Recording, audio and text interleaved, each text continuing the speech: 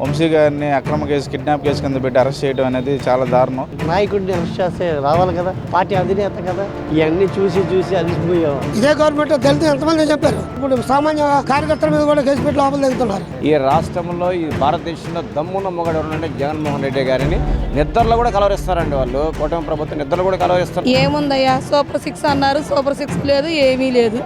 ఏముంది, అమ్మ వాళ్ళు అన్నారు, ఏ లేవు. ఈరోజు మీరు అధికారంలోకి వచ్చాక మీకు మంచి చేయడానికి పరిపాలన ఇచ్చినారా, లేకపోతే ఆ రోజు మీ తప్పుల్ని ప్రశ్నించినందుకు నాయకుల్ని అరెస్ట్ చేయడానికి మీకు పరిపాలన ఇచ్చారా అని అడుగుతా ఉన్నా. అంటే దళితులు అంటే అసలు ముందు లోకేష్ గారికి అంత పలసిన ముందుగా ఒక నమస్కారం ఎవరికంటే పవన్ కళ్యాణ్ గారికి. ఎందుకంటే ఆయన ఆడవాళ్ళందరినీ రక్షించేసే వ్యక్తి. ఆయన అబ్బా నేను రావాలి చూడండి. రాజశేఖర రెడ్డి బిడ్డ 10 ఏళ్ళు పెట్టి ఉత్సవం ఒక్కొక్కడికి నిద్ర పట్టట్లా. అతను ఒక మాట అంటే చేస్తాడు. రాజశేఖర రెడ్డి గారి వారసుడుగా ఆ లెగసీ ఉంది. వంశీ అరెస్ట్ అంటే అది తప్పు చేశాడని అంటారు, అది కరెక్ట్ కాదు. నిబంధనలు లేకోకుండా మనం అది చేయటం అరెస్ట్ అది కరెక్ట్ కూడా కాదు. అది పరిస్థితి ఏంటంటే ఇప్పుడు అనుకూలంగా ఇప్పుడు అందరూ అధికారంలో ఉన్నారు కాబట్టి ఎవరైనా చేయగలుగుతారు. అది ఎందుకంటే ఇంకేది ఏమండి, ఒక పార్టీ కార్యకర్త చిన్న కార్యకర్త కానీ జరిగినా ఆయన వస్తాడు, ఆయన రాకుండా ఉండడు. అది ఈరోజు మొన్న అక్కడ జరిగింది, అక్కడ కార్యకర్తే కదా చచ్చిపోయినప్పుడు మరి వెళ్ళలా అంతే. మరి చిన్న కార్యకర్తకి ఇప్పుడు ఈ రోజుల్లో ఆయన పరామర్శిస్తున్నాడు కానీ పెద్ద కార్యకర్త ఆయన మన నాయకుడిని అరెస్ట్ చేస్తే రావాలి కదా. మరి పార్టీ అధినేత కదా, మరి అధినేత అన్నప్పుడు బాధ్యత ఉంటుంది కదా, చూసుకోవాలని. ఏమండి, ఇవన్నీ చూసి అలిసిపోయాం. అది పెట్టినప్పుడు చూద్దాం. అది పెట్టుకోమని పులిబిడ్డ నడుస్తూనే ఉంటుంది, ఇక జరుగుతూనే ఉంటాయి. ఇవన్నీ కావలే, ఏమి ఉండదు. పెట్టుకోమనండి. ఆయనకు వచ్చిన 5 లక్షల మెజార్టీని బీట్అవుట్ చేసేవాళ్ళు ఎవరన్నా ఉంటే రమ్మనండి. అది ఛాలెంజ్ ఎవరికైనా సరే. ఈ కొత్త ఏంటి ఎలక్షన్ అంటే జగన్ గారికి ఏమన్నా కొత్త? అది తప్పదు, అదే తప్పు అనేది చేయలేదండి. అదే అభియోగం మోపారు అంతేగాని నిరూపణ అవ్వలేదు కదా. అభియోగం మోపారు. ఆయన డ్రాప్ అయ్యాడు. ఇప్పుడు కేసు విత్డ్రా అయ్యాడు కదా, వేరే వాళ్ళతో పెట్టించారు.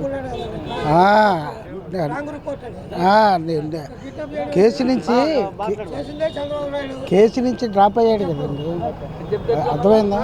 కేసు విత్డ్రా చేసుకున్నాడు కదా. కేసు విత్డ్రా చేసుకున్నప్పుడు అసలైన ఆయన కేసు పెట్టిన ఆయన కేసు విత్డ్రా చేసుకున్నప్పుడు ఇంకేముంటుంది కేసు చెప్పండి. దళితులు ఎంతమంది చంపేశారు. ఇదే గవర్నమెంట్ దళితులు ఎంతమంది చంపారు అది చెప్పాలండి. కిడ్నాప్ చేసేస్తారా? కిడ్నాప్ చేసి మనిషి చంపేశారా ఏంటి? చక్కగా ఉన్నాడు, వాడు వచ్చి స్టేషన్కి వచ్చి చెప్పాడు. ఎంత బోగస్ అండి, ఇది ఎంత బోగస్. పెట్టుకోమనండి, ప్రూఫ్ చేయాలిగా. ఎవరిని పెట్టద్దంట్లా, ఎవరైనా అరెస్ట్ చేయండి, ప్రూఫ్లు చూడమనండి. ఉత్తి ఇప్పుడు సామాన్య కార్యకర్తల మీద కూడా కేసు పెట్టి లోపల దిగుతున్నారు. ఏంటిది అన్యాయం కదా, తప్పు లేదు. ఇప్పుడు ఎలా మాట్లాడి తీసుకెళ్ళదు, తప్పే ఉంది. ఇది తప్పే, వాస్తవం ప్రజలు మాట్లాడకూడదు. అది రావాలండి, ఉప ఎన్నికలు మొత్తం రావాలండి. ప్రభుత్వం మారాలి, ముందు మార్పు రావాలండి. ఏం రేట్లు విపరీతం రేట్లు, కరెంటు బిల్లులు ఏంటి అసలు ఏంటి రేట్లు. మళ్ళీ బ్రాంతి తాగేవాళ్ళు ఎగవాళ్ళందరూ చేరి మాకు రేట్లు తగ్గిస్తాడు. ఇప్పుడు బాగా అందరికీ వేసాడు బాగా. అది క్వాలిటీ మందా తాగేవాళ్ళు తెలుస్తుంది. అందుకే రోడ్ల మీద చూశారు ఎంతమంది పడి చేస్తున్నారు. చూడండి, ఇతో జగన్ ప్రభుత్వంలో ఎంతమంది రోడ్డు మీద పడ్డారు.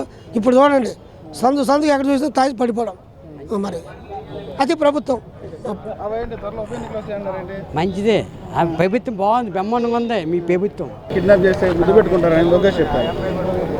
ఇప్పుడు దళితులను అడ్డుపెట్టుకొని రాష్ట్రంలో రాజకీయం చేస్తుంది ఏ పార్టీయో చూసుకోవాలి.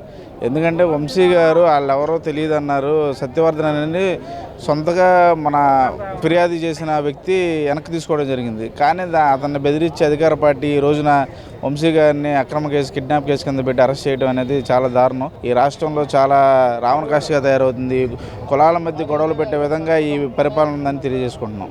త్వరలో ఉప ఎన్నికలు వస్తే చెప్పింది. బీటెక్ రవి త్రిబుల్ ఆర్ మాట్లాడే సందర్భంలో నువ్వే ఇన్ఛార్జ్గా రావాలని చెప్పి త్రిపులారం కొడతారు బీటెక్ రవి. నిజంగా పులివెందులో ఉప ఎన్నిక వస్తాయా? ఏదో వాళ్ళకి కాలక్షేపానికి మాట్లాడుకోవడానికి పులివెందుల్లో కాదు ఈ రాష్ట్రంలో ఏ ఎన్నిక వచ్చినా కానీ త్రిపులారం మొక్కున్నాడంట, ఆ వీడియో కూడా రోల్ అవుతుంది. మొక్కున్నాడు. ఆయన నియోజకవర్గంలోనే ఈసారి ఉండదు ఆయనకి. పులివెందుల్లోకి వెళ్ళి ఏం చేస్తారు త్రిపులారు? ఏదో బీటెక్ రవి అను ఇక వీళ్ళు ఏదో కడపలో ఏదో ఒకటి అజమాయిషీ చేయాలి. ఇప్పుడు వాళ్ళ గవర్నమెంట్ ఉంది కాబట్టి మాట్లాడితే ఆ మాటలు మాట్లాడతాడు బీటెక్ రవి. ఇప్పుడు ఈ రాష్ట్రంలో రెడ్ బుక్ రాజ్యాంగం ప్రకారం నడుస్తూ ఉంది. లోకేష్ గారు ఏ విధమైనటువంటి ఆదేశాలు చేస్తున్నాడు, పోలీస్ డిపార్ట్మెంట్ కూడా అదే చేస్తుంది. అక్రమంగా అన్యాయంగా ఒక పద్ధతి ప్రకారంగా ఒక ప్రజాస్వామ్యబద్ధంగా ఉన్నటువంటి కులాల మధ్య చిచ్చు పెట్టిన ఈ రాష్ట్ర ప్రభుత్వం అన్యాయంగా అక్రమంగా ఈ రోజున వంశీ గారిని ఇరికించిందని చెప్పేసి మేము చెప్తా ఉన్నాండి. నిజంగా ఈ రాష్ట్రంలో ప్రజాస్వామ్యం అనేది లేకుండా పోయింది. మరి కులాల మధ్య పెట్టి ఒక దళితులు వాడుకునే విధంగా ఈ రోజున రెడ్ బుక్ రాజ్యాంగం నడుస్తుందని చెప్పి మేము చెప్తా ఉన్నాం. త్వరలో పులివెందులకి ఉప ఎన్నికలు వస్తాయని చెప్పి త్రిపులారాను బీటెక్ రవి చెప్తారు. వాళ్ళు ఆ కళల గంటవే సార్, ఆ పగటి కళల గంటవే, ఆ కళలో ఊహించుకుని ఉంటవే. కానీ ఆరునూరైనా రాష్ట్రం కాదు కదా దేశం యావత్ భారతదేశం నిలబడినా జగన్ గారిని ఓడించే ప్రసక్తే లేదు. ఈ రాష్ట్రంలో ఈ భారతదేశంలో దమ్మున్న మొగడు ఉన్నట్టే జగన్మోహన్ రెడ్డి గారిని నిద్రలో కూడా కలవరిస్తారండి వాళ్ళు. కూటమి ప్రభుత్వం నిద్రలో కూడా కలవరిస్తున్నారు. ఆ త్రిపులారానికి నిద్ర పట్టట్లేదు అనుకుంటా, అట్లా బీటెక్ కూడా నిద్ర పట్టలేదు అనుకుంటా.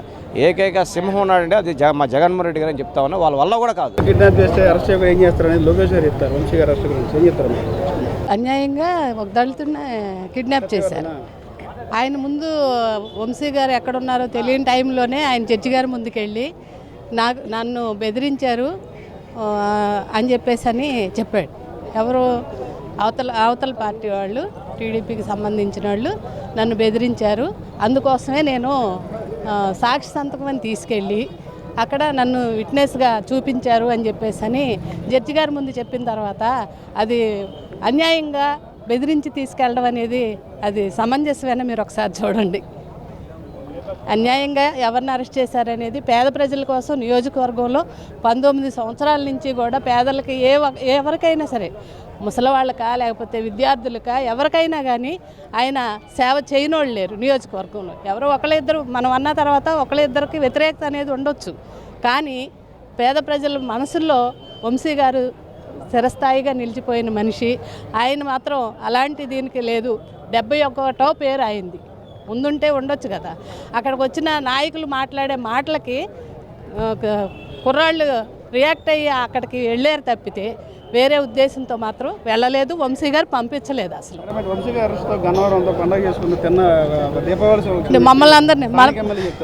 మమ్మల్ని అందరినీ హౌస్ అరెస్ట్ చేశారు. వాళ్ళని మాత్రం బయట టపాకాయలు పేల్చుకోవడానికి అవకాశం కల్పించారు. ఇప్పుడు ఉన్న ప్రభుత్వం ఏ రకంగా ఉందనేది దీన్ని బట్టే మనకు అర్థమవుతుంది అనేది మీరు అర్థం చేసుకోవాలి. చాలా బాగుందండి. సూపర్ 6 బాగా అమలు చేశారు. ఆడవాళ్ళని అడిగితే చెప్తారు. నేనేమో ఒక మహిళనే, కాకపోతే జనాల్లోకి వెళ్ళి ఆడవాళ్ళని అడిగితే సూపర్ 6 ఎట్లా ఉంది, అమ్మఒడి ఎట్లా ఉంది, వసతి దీవెనలు ఎలా ఉన్నాయి, మహిళలకు సంబంధించిన ఏవైనా కానీ పథకాలు ఏ రకంగా ఉన్నాయి అనేది జనాల్లోకి వెళ్తే మనకు తెలుస్తుంది. దళితుల్ని కిడ్నాప్ చేసి అరెస్ట్ చేశారంటే దళితులను చావుగొట్టినప్పుడు మరి వీళ్ళంతా ఎక్కడ ఉంటున్నారు? దళితులను చంపేస్తున్నారు కదా, మరి ఆడవాళ్ళని చంపేస్తున్నారు కదా. మాది రక్షణ అని చెప్పి ఎలక్షన్లు అయిపోయేంతవరకు బాగానే మాట్లాడారు. అయిపోయిన తర్వాత ఎవరు వాళ్ళు ఉంటున్నారు కానీ ఎవరిని దళితులను పట్టించుకుంటున్నారు? ఆయన అరెస్ట్ చేయడానికి మరి వీళ్ళని కూడా అరెస్ట్ చేయాలిగా. ఈడ ప్రభుత్వంలో మరి దళితులు అందరూ చచ్చిపోతున్నారు కదా, చంపేస్తున్నారు కదా. మరి చంపేసినప్పుడు వీళ్ళని కూడా మరి అరెస్ట్ చేయాలి కదా. అది ఏముందయ్యా, సూపర్ 6 అన్నారు, సూపర్ 6 లేదు, ఏమీ లేదు. ఏముంది? అమ్మ వాళ్ళు అన్నారు, ఈ అన్నారు, ఏమీ లేవు. మా నీళ్ళకి రేట్లు, నూనె ప్యాకెట్ వచ్చి 100 రూపాయలు, 100 రూపాయలు పెంచారు, 100 రూపాయలు పెంచారని బాధపడ్డారు. ఇప్పుడు పామాయిల్ ప్యాకెట్ వచ్చి 160 రూపాయలు. ఇవన్నీ మరి పెరుగుతుంటే ఇవన్నీ ఏం సూపర్ 6లు చేస్తాడు? సంపాదన పెంచుతానంటే సమృద్ధిగా ఉంటుందేమో అంతా అనుకున్నాము, కానీ మా నెత్తినేస్తారని మాకు తెలియదు కదా. ఎక్కడుంది రక్షణ? ఉంటే అందరూ ఎందుకు చంపిపోతున్నారు? ఆడపిల్లలను ఎందుకు చంపేస్తున్నారు? రక్షణ ఉంటే ఎందుకు చంపేస్తారు? ఈరోజు రాష్ట్రంలో ఆయన అక్రమ పాలన ఆ రోజు వంశీ గారు అడ్డుకున్నారని చెప్పి ఈరోజు ఆయన మీద తప్పుడు కేసులు పెట్టి అరెస్ట్ చేయడం జరిగింది. లోకేష్ గర్వంగా చెప్తా అన్నాడు రెడ్ బుక్ రాజ్యాంగం అని. జగన్మోహన్ రెడ్డి గారు చెప్పారు గుడ్ బుక్ రాజ్యాంగం పెడతా అని. ఈరోజు మంచి చేసిన వాళ్ళ పేర్లు మాత్రం రాసుకుంటా అని చెప్పారు. ఈరోజు మీరు అధికారంలోకి వచ్చాక మీకు మంచి చేయడానికి పరిపాలన ఇచ్చినారా, లేకపోతే ఆ రోజు మీ తప్పుల్ని ప్రశ్నించినందుకు నాయకుల్ని అరెస్ట్ చేయడానికి మీకు పరిపాలన ఇచ్చారా అని అడుగుతా ఉన్నా. ఈరోజు రాష్ట్రంలో రోజుకొక హత్య, గంటకొక అత్యాచారాలు జరుగుతూ ఉంటే రాష్ట్రంలో వేడుకలు చూసుకోవడానికి డిప్యూటీ సీఎంకి, హోమ్ మినిస్టర్కి, ముఖ్యమంత్రికి తీరికొని తప్ప పోయి వాళ్ళని పరామర్శించే తీరికలే. నిన్న అనంతపురంలో టీడీపీ నేత కొడుకు ఒక మహిళ పైన యాసిడ్ దాడి చేస్తే పరామర్శించే తీరిక ఈ హోమ్ మినిస్టర్కిలే. అండ్ డిప్యూటీ సీఎం చాలా గొప్పగా చెప్తాడు, 30,000 మంది ఆడపిల్లలు ఆ రోజు కనిపించడం లేదు, జగన్ గారి పరిపాలనలో సుగాలి ప్రీతికి అన్యాయం జరిగింది, ఇవాళ రోజుకు ఒక అమ్మాయి దళిత మహిళ జరిగిపోతే దళితుల మీద ప్రేమ ఉన్నట్టు చెప్తా అన్నాడు. మరి ఎందుకు ఈరోజు మీరు అధికారంలోకి వచ్చారుగా 30,000 మంది అమ్మాయిల ఆచూకని ఎందుకు అనుకోలేకపోతున్నారు? ఈరోజు మరి నిన్న అనంతపురంలో జరిగిందే, నువ్వు పరామర్శకు వెళ్ళావా? నీ సొంత నియోజకవర్గం పిఠాపురంలో ఒక ఆడపిల్ల మీద అత్యాచారం జరిగితే నీకు పరామర్శించే తీరికలే. ఈరోజు నువ్వు షూటింగ్లకో డిప్యూటీ సీఎం పదవి ఇచ్చింది దేనికి? ఒక గొప్పగా వచ్చింది, కష్టపడ్డారు మీరు కాదనట్లా, గౌరవించారు, పదవి వచ్చింది. ఏం చేస్తున్నారు? ఇదేనా సామాజిక న్యాయం రావాలంటే పవన్ కళ్యాణ్ రావాలన్నారు? ఎక్కడ జరుగుతుంది? ఆయన ఆడబిడ్డల గురించి మాట్లాడితే పెద్ద జోక్ అవుతుంది. పర్సనల్గా కాకపోయినా ఆయన విషయంలో జరిగింది. మహిళలు అంటే ఆయనకి ఎంత గౌరవం అనేది. నేను తీసుకొస్తా, మహిళలకు అన్యాయం జరిగి తొక్కుపెట్టి నార తీస్తా అన్నాడు. వాళ్ళు ఇంతమంది జరుగుతూ ఉంది. రాష్ట్రంలో మీరు అధికారంలోకి వచ్చిన దగ్గర నుంచి ఒక 1000 మందికి పైగా జరుగుంటాయి. ఎవరిని పరామర్శించో ఎవరికి న్యాయం చేసినావు? నీ నియోజకవర్గంలోనే జరిగితే నీకు పరామర్శించే తీరికలే. ఈరోజు రాష్ట్రం గురించి నువ్వేం మాట్లాడుతున్నావు? పులివెందులకు బై ఎలక్షన్ వస్తుంది అంటారు. పులివెందులకు ఎందుకు? రాష్ట్రం అంతా ఉప ఎన్నిక పెట్టండి, చూపిస్తారు ప్రజలు. అధికారం ఇచ్చి నిత్యావసర ధరలు పెంచారు. 9 నెలలు అవుతుంది. అమ్మఒడి అన్నాడు, అమ్మఒడిలే. 20 లక్షల ఉద్యోగాలు అన్నాడు, 20 లక్షల ఉద్యోగాలే, ఒక్క ఉద్యోగం మీలా. డిఎస్సి అన్నాడు. ఇవాళ ఎమ్మెల్సీ ఎలక్షన్లో నోటిఫికేషన్ అని చెప్పి కాకమ్మ కబుర్లు చెప్తే ఇవాళ డిఎస్సికి ముందు కదుపుతా అన్నారు దాన్ని. రోజు రాష్ట్రంలో చూస్తున్న పాలన అంతా పూర్తిగా అస్తవ్యస్తమైంది. జగన్మోహన్ రెడ్డి గారి పరిపాలన ఇంటింట సౌభాగ్యంగా ఉంటాయి, ఈయన పరిపాలన ప్రతి ఇంట దౌర్భాగ్యంగా తయారై. దళితుడిని సత్యవర్ధన్ని కిడ్నాప్ చేశారు, అటెంప్ట్ మర్డర్ చేశారు కనుక అరెస్ట్ చేశారు, చట్టం దాని పని చేశారు లోకేష్ గారు చెప్తారు. అంటే లోకేష్ గారు చూసారు అక్కడ దగ్గర ఉండి. అంటే దళితులు అంటే అసలు ముందు లోకేష్ గారికి అంత పలసన, అంటే కిడ్నాప్ అయిపోయి అంత దమ్ము లేని వాళ్ళం దళితులు, తన్నులు తినడానికి సిద్ధమైన వాళ్ళం దళితులు, దొంగ కేసులు పెట్టడానికి సిద్ధమైన వాళ్ళం దళితులు. ఇంకా వీళ్ళు మారడండి. ఏదైనా ఒకటే చెప్తున్నామండి మీకు, ఇవాళ మీరు రేపు మేము. ఖచ్చితంగా ప్రత్యామ్నాయం అనేది ప్రతి ఒక్క విషయంలో ఉంటుంది, మీకు కూడా ఉంటుంది. మేము చూస్తూ ఉంటాం, మేము చూస్తాము. రేపొద్దున మేము కూడా చెల్లించేస్తాం. ఈరోజు అప్పు తీసుకుంటున్నాం, రేపు మీకు వడ్డీతో సహా చెల్లించేస్తాం. ఇదే మేము చెప్పగలిగింది. ఎందుకనంట ఈయన వెళ్తాడంట ఏంటి? ఏమండి త్రిపులారి గారు మాటలు మనకందరికీ తెలిసినాయే కదండి. మొక్కు పట్టించుకుని గుండు పట్టించుకోమనండి, మాకు అభ్యంతరం ఏమీ లేదు. ఆయన అవతారాన్ని ప్రజలందరికీ చూపించుకోమనండి. ఆ పిచ్చివాగుడు వాక్కుంటా రోడ్డు అమ్మడి తిరగమనండి. అసలు ఆల్రెడీ ఆయనకి పిచ్చి ఎక్కిపోయిందని అంటున్నారుగా పాపం మహిళలందరూ. ఆ పిచ్చిలో ఇదొక వాడు. మాట్లాడుకోమనండి, ఎన్ని మాట్లాడుకున్నా మాకు అభ్యంతరం ఏమీ లేదు. చూడండి, జనాన్ని చూడండి. మీరు పదవిలో ఉండి మీరు రోడ్డు మీదకి రండి, మీ దగ్గరికి ఎంతమంది వస్తున్నారో చూడండి. ఈరోజు ఇది చూడండి, ఈ జనసంద్రం చూడండి, సముద్రంలా వస్తున్నారు ప్రజలు. అంటే ఎవరికి ప్రేమ, మనుషుల్లో ఎవరి మీద ప్రేమ ఉంది అనేది అర్థమవుతుంది కదా. ఏడవలేని ఏడుపు ఏడవద్దు దయచేసి. ఇక త్రిపులారి గురించి చెప్పుకోవడానికి అసలు ఏ విషయమే లేదు. ఆయన గురించి మాట్లాడుకుంటే కూడా మనకు టైం వేస్ట్, అది తీసేయండి. లాండర్ చాలా సూపర్గా ఉందండి. మా హోమ్ మినిస్టర్ గారు మాత్రం చాలా చేస్తున్నారు. ముందుగా ఒక నమస్కారం ఎవరికంటే పవన్ కళ్యాణ్ గారికి. ఎందుకంటే ఆయన ఆడవాళ్ళందరినీ రక్షించేసే వ్యక్తి ఆయన.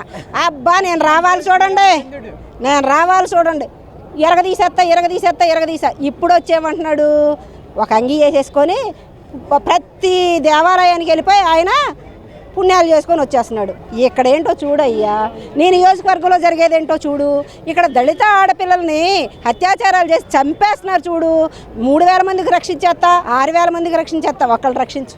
నీ నియోజకవర్గంలో ఒకళ్ళని రక్షించు. ఎందుకండి మాటలు? అసలు ముందు మీకు ఒకటి విజ్ఞత ఉందా? మీకే నిజంగా విజ్ఞత ఉంటే నీ నియోజకవర్గంలో జరిగిన అన్యాయాన్ని నువ్వు ఖండించావా? ఒకటి మీరు తనుకోవడానికే టైం సరిపోతుంది. ప్రజల గురించి ఎవరో పట్టించుకోవట్లా, మహిళల గురించి అసలే పట్టించుకోవట్లా. ఎప్పటికైనా కళ్ళు విప్పి మీరు చెప్పిన మాటలు 100లో 1% చేసి చూపించండి. ఆ రోజున మీకు అబ్బా మంచోళ్ళని మేమే చెప్తాం. వంశీకి దానికి సంబంధం ఏముంది? అసలు వంశీకి సంబంధం లేదుగా. పదవిలో ఉండగా అతను కూడా ఇతను అమ్ముతున్నవాడేగా.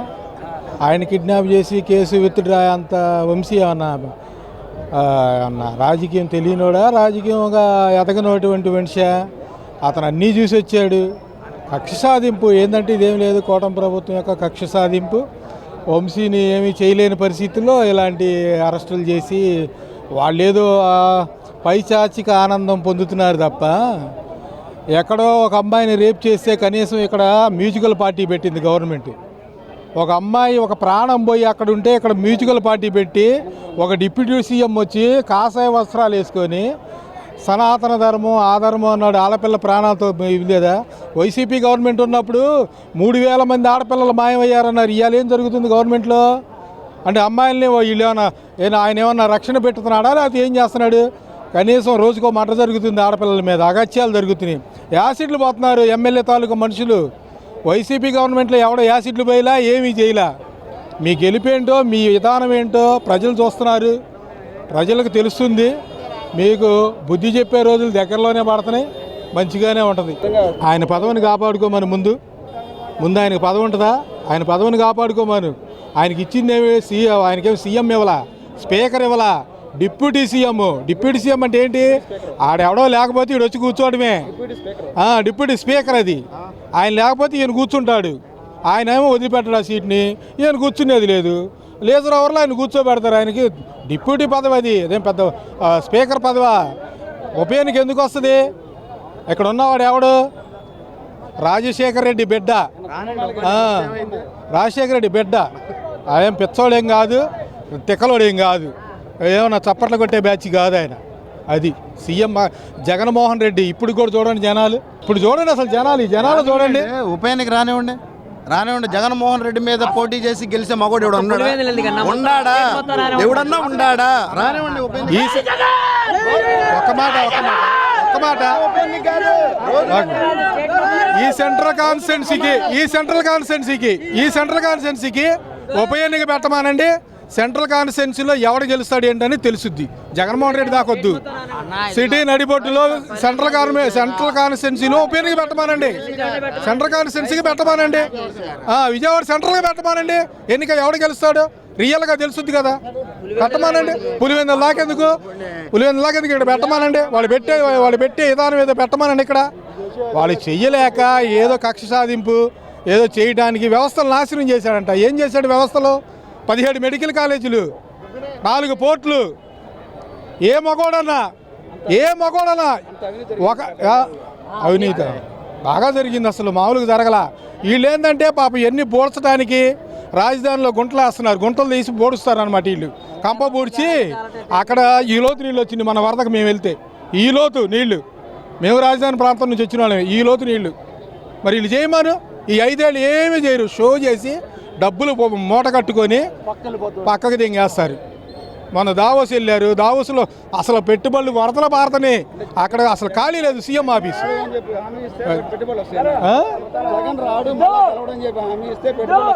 అది దేవుడు నిర్ణయిస్తాడు, ఈడెవడో నిర్ణయించడానికి ఈడెవడో కాదు, అది దేవుడు నిర్ణయించాలి. అది వీళ్ళెవరు కాదు, ప్రజలు నిర్ణయిస్తారు, దేవుడు నిర్ణయిస్తాడు అంతే తప్ప నువ్వు సీఎం అవ్వలేవు, ఆడు సీఎం అవ్వలేడు, ఇవన్నీ వద్దు, ముచ్చటెందుకు. ప్రజాక్షేత్రంలోకి వచ్చినప్పుడు ఓటమి గెలుపు సహజం. 10 ఏళ్ళు పెట్టి ఉత్సభోపిస్తున్నాడు ఒక్కొక్కడికి, నిద్ర పట్టట్లా. ఇప్పుడు పదవుల్లో ఉన్నా కూడా నిద్ర పట్టట్లా వాళ్ళకి. నిద్ర పట్టినాడు ఏం చేస్తాడు? ఎవడో ఒకటి మీద బురదలితే తప్ప వాడికి నిద్ర పట్టదు. అది 10 ఏళ్ళు రెడ్ బుక్, బొచ్చు బుక్, ఇవన్నీ ఏమీ బీకం. జగన్మోహన్ రెడ్డి ఇంటికి బీకలు. యాక్చువల్గా ఈ రోజున న్యాయ వ్యవస్థ ప్రజాస్వామ్యం 2 కూనేని దినంగా అనుకోవచ్చు.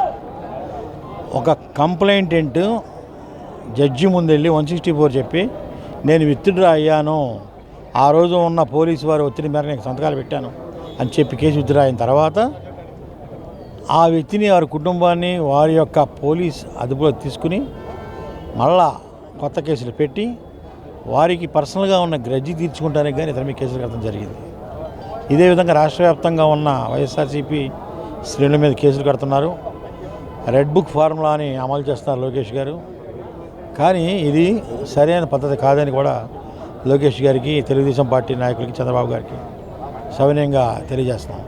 కారణం ఎలక్షన్ అయ్యేంత వరకు ఒకటి, ఎలక్షన్ తర్వాత ఒకటి పందాగా ఉంది.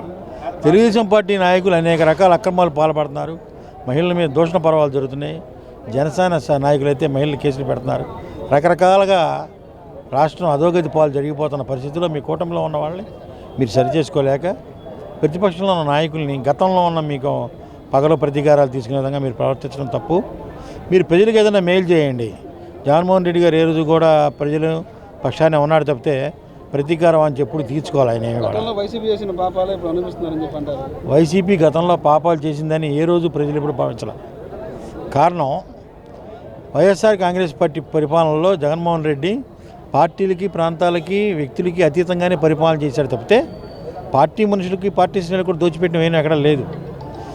ప్రజాహితం కోరే పరిపాలన చేశాడు తప్పితే కేసులు పెట్టివ్వలేదు. ఇప్పుడు నిజంగా అనుకుంటే మనం ఒక స్పీకర్ మీద కేసు కట్టాడు మన ఎవరో అన్నాడు.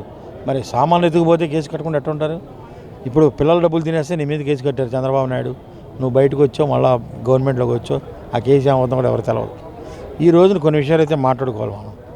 ఇలాంటి అక్రమ కేసులు పెట్టకుండా నిజాయితీగా మీరు ఎవరన్నా తప్పు చేసిన వాళ్ళని ఖచ్చితంగా శిక్షించండి, చట్టపరంగా చేయండి. అంతేగాని ఏదో మనదేదో అధికారం ఉంది కదా అని చెప్పి అందరి మీద కేసులు పెట్టేసి కార్యకర్తలు దిగించి అందరిని బెదిరిద్దామని ఈరోజు జగన్మోహన్ రెడ్డి వస్తుంటే 100 సెక్షన్ 100 ఉంది, 100 మీటర్ల ద్వారా గుమ్మకూడదు ఉన్నది. నువ్వు 500 మీటర్లు అవతల పెట్టేశావు. ప్రజలు ఎవరిని దగ్గర రానిచ్చే పరిస్థితి లేదు. ఎప్పుడు కూడా ఇలా ఎప్పుడు మనం ఒక వ్యక్తిని అణగదొక్కుదామని మనం ప్రయత్నం చేస్తే దానివల్ల జరిగేది నష్టం తప్పితే ఇంకోటేం లేదు. చంద్రబాబు నాయుడు గారు ప్రజల్లో ఉండేమని జగన్మోహన్ రెడ్డి 40% ఓట్లు వచ్చినాయి.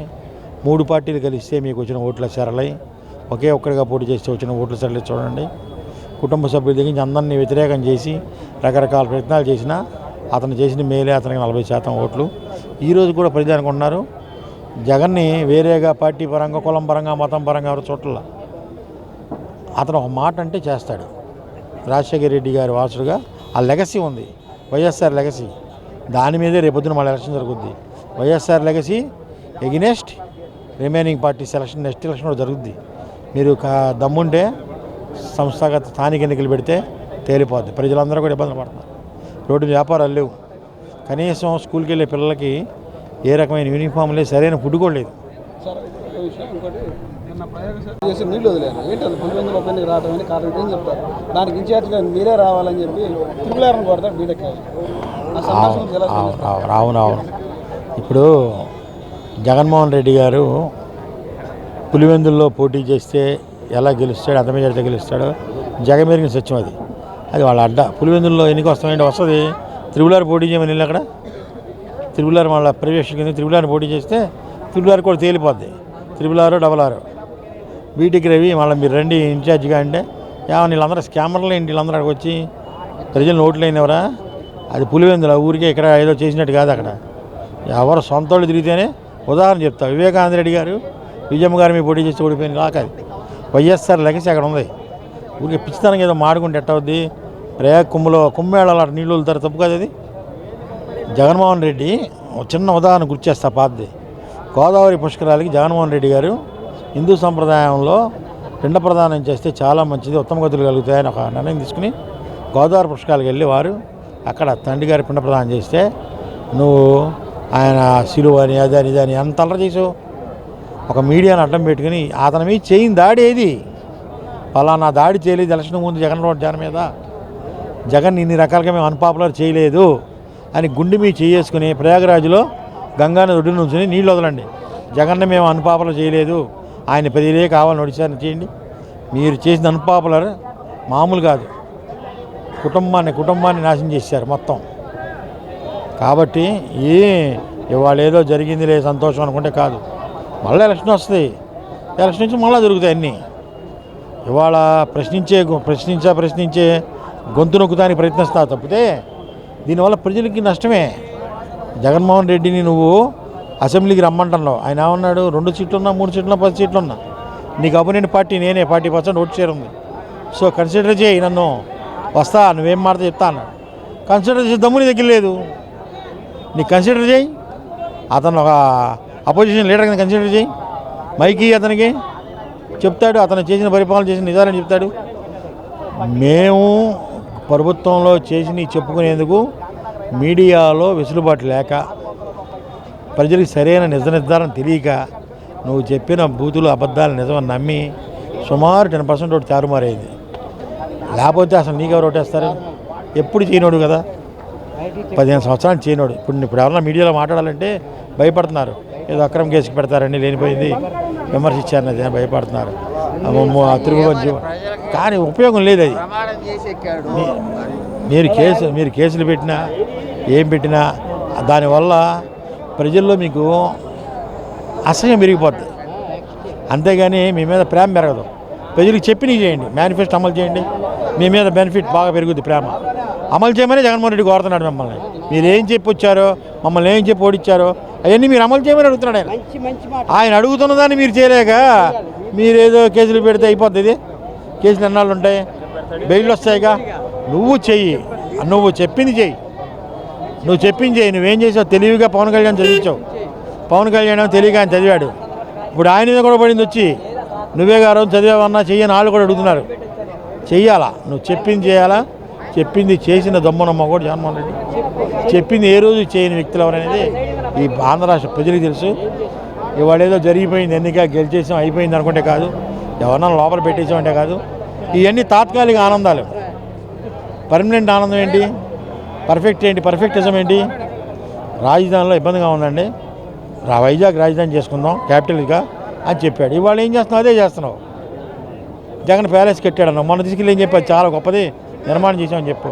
పోర్టులన్నీ జగన్ స్టార్ట్ చేసినాయే, నేనే స్టార్ట్ చేశాను చెబుతున్నావు. అన్నీ నేనేం చెప్పుకుంటాం? పాతగానే ఖాతాలు వేసుకుని అలవాటుగా చెప్పుకో, తప్పులేదు. ఎందుకంటే ఎనీ లీడర్ ఆంధ్రాన్ని పరిపాలించాడు ఎవడన్నా ప్రజాప్రభుత్వంలో ప్రజల కోసం మేలు చేసే ప్రభుత్వంగానే ప్రయత్నిస్తారు. కాబట్టి ప్రజలకు మేలు చేసే దిశగా నువ్వు నడువు. ఈ కేసులు ఎందుకు? తలకాయ నిపులంత ఎందుకు? ఇది అవసరమా? దీనివల్ల ఏంటి లాభం? ఏమీ లాభం లేదు. ఇంకా అలరా ఇవ్వడం తప్పితే ఏమీ లేదు.